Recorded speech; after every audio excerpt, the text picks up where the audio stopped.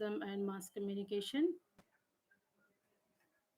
Okay, first thing, if you are the familiar to the journalism, you are maybe the journalism students or not, but generally communication is something. When you are born into a society, generally you have to establish relationship with other individuals, groups, and also the organizations. Okay, to establish these relationships, there is a tool which we use is something we call it as a communication. So communication is the transmission of information, messages, ideas, emotions, feelings from one person to another person or from one place to another place. Okay, so communication is nothing but the transmission of information, messages, ideas, and emotions and feelings by one individual with another individual or with a large number of audiences when it is a mass communication.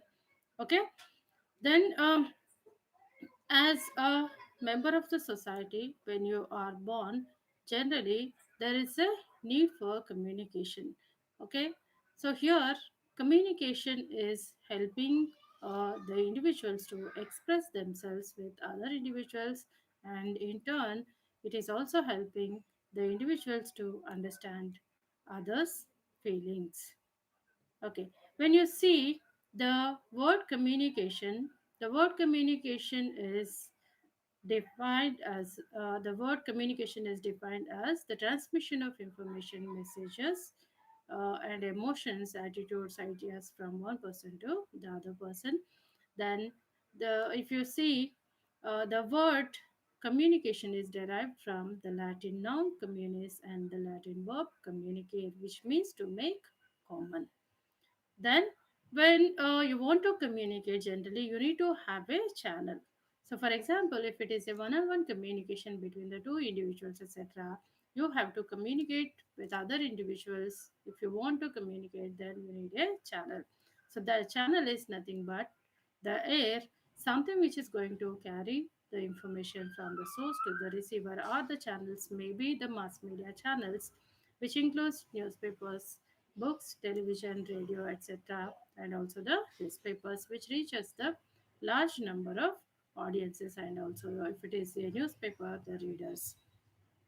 Okay, if it is a one-on-one communication or interpersonal kind of communication between the two individuals, here the communication is taking place between the two individuals, and your mouth is something which is acting as the transmitter, and that is something uh, creating the messages in the form of the sound waves. So these sound waves are produced by your mouth, which is acting as the transmitter, and these sound waves are carried through the air, that is acting as a channel of communication, and then only because of this air, the sound waves are passed from the source towards the receiver, and at the end, the receiver is receiving the communication. The word communication is derived from the Latin noun and communis and the Latin verb communicare, which means to make common. So here, uh, the word is derived from the Latin words communis, and the other word is communicare. Then when it comes to the elements of communication, the elements includes the source, message, channel, receiver, and also you can add the noise, feedback, encoding and decoding to the existing elements of communication. Okay, when it comes to the source, source is the first individual, or the source is a person who is initiating the process of communication. So here the source is having some information or the content which he wants to deliver to the receiver. Source may be a poet, source may be a filmmaker, source may be a teacher, source may be also an individual, source also can be a mass communication organization, which is something delivering some kind of information, messages, or stories to the to the other individuals. So here, what is happening? The source is somebody who is wishing to communicate some information, and that information is going to be reaching the other audience or the receiver. So here the source is nothing but maybe an individual. If it is a interpersonal kind of communication. The source may be part of the communication. If it is a group communication, a source may be a speaker, and there are members who are listening to the group is somebody who they are maybe the members of the group. Then when it comes to the mass communication, the source is not an individual person, but the source is a media organization.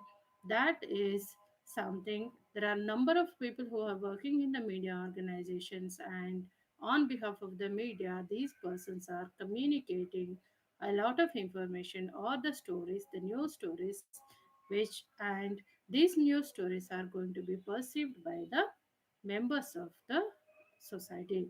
Those members who are receiving communication from the mass media channels are called as mass media audiences.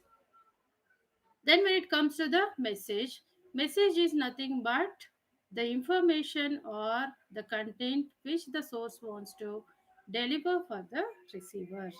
So here the messages are nothing but the information or the content which the source wants to communicate using a channel for the receiver.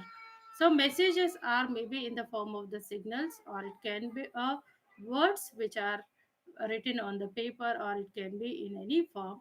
That is something which is going to be communicated using a channel to the receiver. Then we have a channel. Channel is nothing but the carrier of the information from the source to the receiver. So here, if it is a interpersonal communication, what is the channel? The channel is something, the air that is carrying the messages or the sound waves which are in the form of the messages which are in the form of the sound waves. Those are carried from the source to the receiver. If it is a mass communication, generally the newspaper, books, television, and also radio, etc., are acting as the mediums or the channels of communication, and those are received by the mes- uh, by the members of the society. Those we are calling them as the mass media audiences. So if it is an interpersonal communication, the source is somebody who is communicating, the listener or the receiver is somebody else who is maybe acting as the receiver of a communication. But if it is a mass communication on behalf of the media organization, a lot of members are working to produce the content, and that is going to be reaching the large number of audiences. Then we have a receiver. Receiver is the target of the communication. Generally when you are communicating as a source, it has to reach a person. The person is somebody we can call them as a receiver. Receiver is the target of a communication, who is somebody who is receiving communication from the source. So here, the receiver is the end person who interprets or who perceives the information from which is received from the source. Then the receiver may be an individual person, or maybe the large number of audiences who are exposing to the media content. Then when it comes to the feedback, feedback is nothing but the reaction or response of the receiver after receiving a message from the source.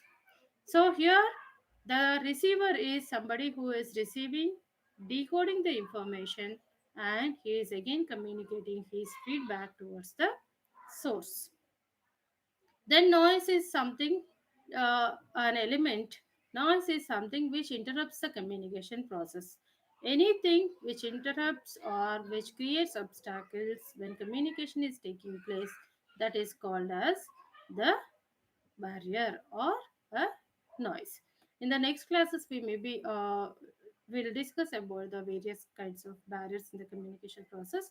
But as of now, noise is nothing but anything which is going to interfere the process of communication. That is called as noise. Then there are two more elements we can add, that is encoding and decoding. So here encoding is a process through which an individual or the source who is wishing to communicate some information, etc.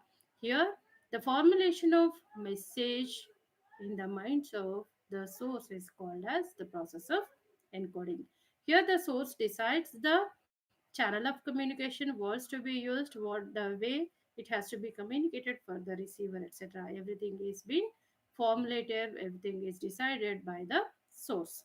Then when it comes to the decoding, decoding is a process of interpreting the information which is received by the receiver. So here the receiver is somebody who is looking the for the meaning in the message which is communicated by the source. So, decoding is the interpretation of a message by the receiver. Here, the receiver is the end user of or the target of a communication. Here, he is perceiving the information. That is the decoding. So, here there are more than eight elements are there in the communication process. The first one is source, second is a message, third is channel. Then we have receiver.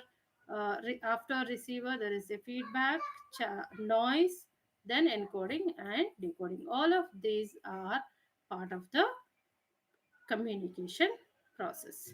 So the communication process is beginning with the source and ending with the receiver. Thank you.